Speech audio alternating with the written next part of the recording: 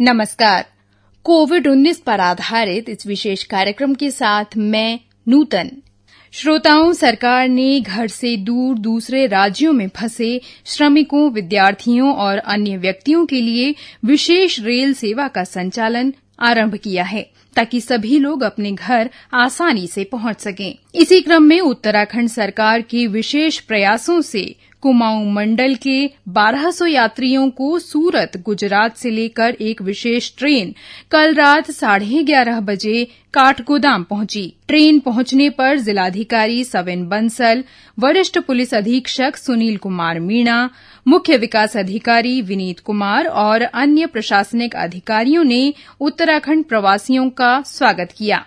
अपनी घर वापसी को लेकर आने वाले यात्रियों के चेहरे पर आत्मसंतोष था और यात्रियों की आंखों में खुशी की लहर थी। मेरा नाम प्रकाश गोस्वामी, मैं सूरत से बागेश्वर डिस्ट्रिक्ट का रहने वाला हूँ और सर मैं ट्रेन से आया और बहुत बढ़िया सफर रहा हमारा। देवेंद्र सिंह रावत जी का धन्यवाद बहुत बहुत, हम बहुत खुश हैं सर। 1.5 महीने से सूरत में फंसे हुए थे, लगभग 50 दिन हमको हो गया। आज हम अपने गांव में पहुंच गए सुरक्षित। धन्यवाद। फंसे थे हमारा गांव गरुड़ से और जिला बागेश्वर। भारत सरकार तिरुवंत रावत जी का धन्यवाद। इन यात्रियों में अल्मोड़ा जनपद के 123, बागेश्वर के 291, चंपावत के 6, पिथौरागढ़ के 254, उधम सिंह नगर के 16 और नैनीताल जनपद के 510 यात्री शामिल थे। इसके बाद जिलाधिकारी सविन बंसल ने यात्रियों को उनके जिलों में भेजने के लिए परिवहन निगम की 46 छोटी बड़ी बसें लगाईं। काठगोदाम रेलवे स्टेशन में यात्रियों की सुविधा के लिए पेयजल व्यवस्था के साथ ही रेलवे स्टेशन पर लाइट की व्यवस्था, शौचालय, स्टेशन के प्रवेश और निकास के स्थलों पर पर्याप्त नागरिक पुलिस और रेलवे पुलिस बल की भी तैनाती रही। इसके अतिरिक्त आज दोपहर 2 बजे प्रदेश के 1341 लोगों को बंगलुरु से हरिद्वार के लिए एक विशेष ट्रेन से रवाना किया गया। बंगलुरु रेलवे स्टेशन पर इन सभी यात्रियों की स्क्रीनिंग की गई। दोपहर 2 बजे ये ट्रेन हरिद्वार के लिए रवाना हुई। इन यात्रियों में चमोली के 84, देहरादून के 207, हरिद्वार के 43, पौड़ी के 136, रुद्रप्रयाग के 98, टिहरी के 690 और उत्तरकाशी के 84 लोग शामिल हैं। बागेश्वर में लॉकडाउन के दौरान किन गतिविधियों को छूट मिली है और जनजीवन को सामान्य करने के लिए प्रशासन की ओर से क्या कुछ प्रयास किए जा रहे हैं, आइए जानते हैं जिलाधिकारी रंजना राजगुरु से। आपसे बातचीत कर रहे हैं हमारे संवाददाता राघवेश पांडे। बागेश्वर जिले में लॉकडाउन के बाद, लॉकडाउन थर्ड फेज लॉकडाउन का, तो आर्थिक गतिविधियां क्या चल रही है जिले में? जी, सबसे पहले तो नमस्कार। आर्थिक गतिविधियां देखिए, थैंकफुली बागेश्वर जिला ग्रीन जोन में है, तो यहाँ पे आर्थिक गतिविधियां जो है वो सभी खुल गई हैं। जैसे 20th से ही हमारी माइनिंग एक्टिविटीज यहाँ पे चल रही हैं, जिसमें हमारे 3,500 के करीब लेबर्स जो है वो उसमें इन्वॉल्व हैं और जो कंस्ट्रक्शन एक्टिविटीज है वो भी हमारी सभी ओपन हो गई हैं। शुरुआती फेज में तो रूरल एरिया में ओपन हुई थी, लेकिन यहाँ पे रूरल एरिया ज्यादा है तो काफी लगभग मोर देन 95% पहले ही खुल गई थी और उसके बाद भी 20 के बाद भी हमारी जो एक्टिविटी है अर्बन की भी कंस्ट्रक्शन एक्टिविटी ये सभी चालू हो गई है। मनरेगा के कार्य सारे हमारे स्टार्ट हो गए हैं और शुरुआत में थोड़ी दिक्कत थी कि सीमेंट वगैरह नहीं मिल रही थी, बट उसमें अब कोई इश्यू नहीं है। तो मनरेगा की एक्टिविटी भी काफी अच्छे से चल रही है और किसानों की जो कटाई मड़ाई था उसमें भी अनुमति थी जो एसओपी का फॉलो करते हुए, तो वो भी काफी सभी किसानों ने मड़ाई कर ली है और बीज वगैरह सबका डिस्ट्रीब्यूशन हमने ऑन टाइम कर दिया है। तो इस तरह से यदि हम कहें ओवरऑल तो सभी एक्टिविटीज यहाँ पे स्टार्ट हो गई है। और जो बाहर से लोग आए हैं तो उनके लिए भी एक प्लानिंग चल रही है। फॉर्मेट स्टेट गवर्नमेंट से मिला है तो उसको भी भर के वो सीडीओ की अध्यक्षता में मीटिंग वगैरह हुई है और हमने भी कल मीटिंग ली है और उसके पहले भी लिया है। तो उनके लिए क्या क्या एक्टिविटीज करेंगे और कौन स्किल्ड है, कौन किसको अभी ट्रेनिंग देनी पड़ेगी, ये पूरा उद्योग विभाग से हमारा पूरा कार्यक्रम चल रहा है। जी जी। तो इस तरह से मुझे लगता है ओवरऑल एक्टिविटी तो सभी स्टार्ट हो गई हैं। आपके यहाँ स्वयं सहायता समूह बहुत एक्टिव हैं, बहुत सक्रिय हैं। उनके जी, माध्यम से गाँवों में क्या उत्पादन कार्य किस तरह के किए जा रहे हैं? देखिए हमारे यहाँ तो जो SSGs हैं काफी एक्टिव हैं। तो उनके द्वारा सबसे पहले तो ये कोरोना के टाइम में जो उनके द्वारा काफी अच्छा कार्य किया गया, जैसे मास्क इत्यादि बना रहे हैं, बहुत बड़ी संख्या में मास्क बना रहे हैं और हम लोग भी जो भी गवर्नमेंट डिपार्टमेंट्स हैं या कह सकते हैं पब्लिक भी उनसे खरीद रही है। तो बहुत अच्छी गुणवत्ता के मास्क सबके द्वारा बनाया जा रहा है। और जो उनका जैम, जेली, अचार, जो भी उनका फूड प्रोसेसिंग यूनिट्स है कई सारी, तो वो भी चली रही हैं। तो उनमें भी वो लोग काफी एक्टिवली कार्य कर रहे हैं। और बीच में बुरांस इत्यादि के जो फूल लगते हैं यहाँ पे, तो उनमें भी प्रोसेसिंग इत्यादि का कार्य उनके द्वारा किया जा रहा है। और साथ साथ जो कोरोना से जागरूकता जो होती है उसका भी काम उनके द्वारा किया जा रहा है। तो सभी काफी अच्छे से सहयोग कर रहे हैं और साथ साथ अपनी जो आर्थिक गतिविधियां हैं वो भी चला रहे हैं। तो काफी एक्टिवली काम कर रहे हैं। इनका जो प्रोडक्शन है उसके लिए मार्केटिंग की व्यवस्था कैसे कर रही हैं आप? जी देखिए, एक तो जो मास्क वगैरह बना रहे हैं उसके लिए तो हम लोगों ने सारे गवर्नमेंट डिपार्टमेंट की मीटिंग हुई है और सभी लोग वहीं से CDO को डिमांड देते हैं और वहां से हमारी डिमांड जो है वो SSG तक पहुंच रही है। और हम लोग इवन जो आपदा प्रबंधन प्राधिकरण से है वहां से भी हम लोग जो मजदूर इत्यादि को मास्क बांट रहे हैं या फिर हम लोगों के ऑफिसर्स को, कर्मचारियों को या जो लोग बाहर से आ रहे हैं, तो वो सारा मास्क जो है हम लोग उन्हीं से खरीद रहे हैं। तो प्रोक्योरमेंट की जहाँ तक मास्क की बात करें कोई इश्यू ही नहीं है। वो उनका जैसे ही बनता है तुरंत ही उनका जो है वो मार्केट में पहुंच जाता है या तुरंत उनका सेल हो जाता है। अब जो जैम, जेली, अचार वगैरह है तो इनकी जो हमारी यूनिट है लोकल, तो वहीं से हम लोग अभी पूरा बिक्री का कार्य चल रहा है। तो ऐसी मार्केटिंग की सच अभी कोई ऐसा बहुत बड़ा इशू नहीं है। ये लॉकडाउन 3rd में आपका ग्रीन जोन है, तो क्या गाइडलाइंस है लॉकडाउन 3rd के लिए? लॉकडाउन 3rd के लिए गाइडलाइन में वही था कि जो भी अर्बन की जो एक्टिविटी बंद थी और जो शॉप्स थी वो सभी ओपन हो गई थी।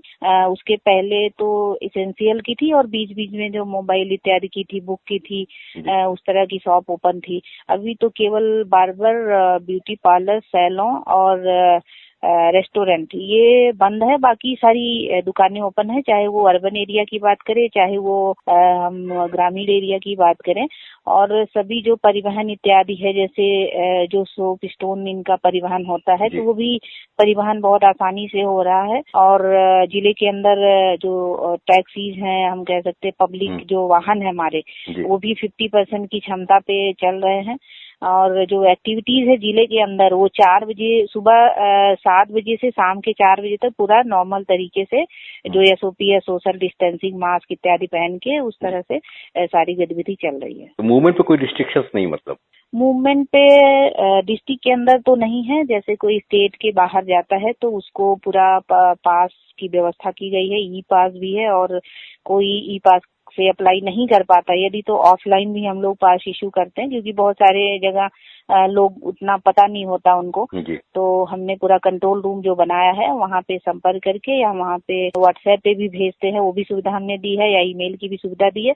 तो वहाँ पे पास इत्यादि हम लोग जारी कर रहे हैं।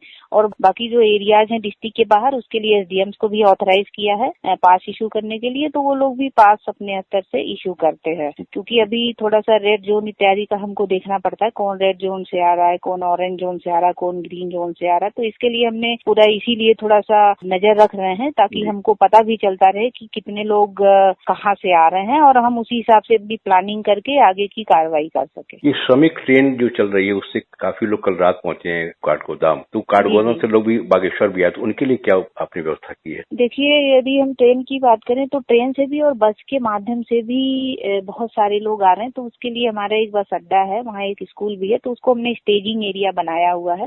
वहाँ पे हमारी पूरी, चाहे वो मेडिकल टीम हो, पुलिस टीम हो और जो डिस्ट्रिक्ट लेवल ऑफिसर्स हो, खान पान की टीम हो, सारी टीमें पूरा 24/7 काम कर रही हैं। 3 शिफ्ट में सभी की ड्यूटी लगी है और वहाँ पे हम लोग उनको फैसिलिटेट कर रहे हैं। और वहाँ जैसे ट्रांजिट के लिए हमने रुकने की व्यवस्था भी करी हुई है, तो सब खाना इत्यादि की व्यवस्था है, तो सब तरह की व्यवस्थाएं हम लोग कर रहे हैं। और हम लोग हल्द्वानी में हमारी एक हेल्प डेस्क बनी है, जिसमें 4 डिस्ट्रिक्ट लेवल ऑफिसर्स और पुलिस की टीम वहाँ पे लगी हुई है, ताकि हमारी हल्द्वानी जो लोग पहुंचते हैं, हमारी हेल्प डेस्क वहां से हमें रिपोर्ट करती रहती है कितने लोग आ रहे हैं, कितने बस में आ रहे हैं, ताकि हम उनके नंबर के हिसाब से यहाँ खान पान, डॉक्टर की टीम की सभी व्यवस्था और पहले से हम लोग प्लानिंग करते हुए सुचारू रूप से यहाँ पे काम करें। तो अभी जो ट्रेन से भी लोग आए हैं वो बसें हमारी पहुंचनी स्टार्ट हो गई हैं, 3 बस अभी तक पहुंच आई हैं और उसके लिए भी पूरा वहाँ हमारी हेल्प डेस्क के माध्यम से सारी कार्रवाई करते हुए हमारे यहाँ 300 लोग से ऊपर आने थे, 370 के करीब बच्चे और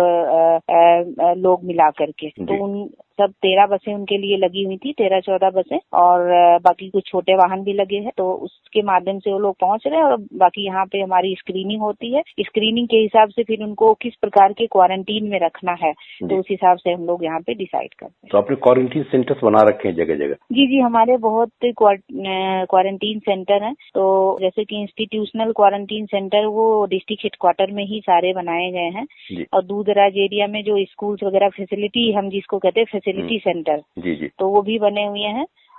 फैसिलिटी सेंटर में ग्राम प्रधानों को और गांव की हमारी जो टीम होती है, चाहे वो राजस्व उप निरीक्षक हो, ग्राम विकास अधिकारी, ग्राम पंचायत अधिकारी, कुछ टीचर्स और जो भी फील्ड के अधिकारी कर्मचारी होते हैं, उनकी पूरी निगरानी समिति बनी है और उसके माध्यम से निगरानी रखी जा रही है। और जो यहाँ इंस्टीट्यूशन जो क्वारंटीन सेंटर बने हैं उसमें डॉक्टर की टीम लगी हुई है और डिस्ट्रिक्ट लेवल ऑफिसर्स जो नोडल ऑफिसर हैं जो डेली हमें रिपोर्ट करते हैं। तो उनको खाने पीने की व्यवस्था, साबुन की व्यवस्था, नहाने धोने की व्यवस्था, इस तरह की व्यवस्था भी सरकार की ओर से करके प्रशासन की ओर से की गई है?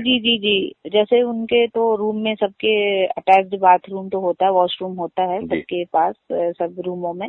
तो हमारे जो डिस्ट्रिक्ट लेवल के जो नोडल ऑफिसर की ड्यूटी है वो पूरा इंचार्ज है उस सेंटर का, और उनके माध्यम से सारी व्यवस्था की जाती है। और बाकी जिलाधिकारी की तरफ से उनका बिल इत्यादि जो निकालने की प्रक्रिया है वो की जाती है।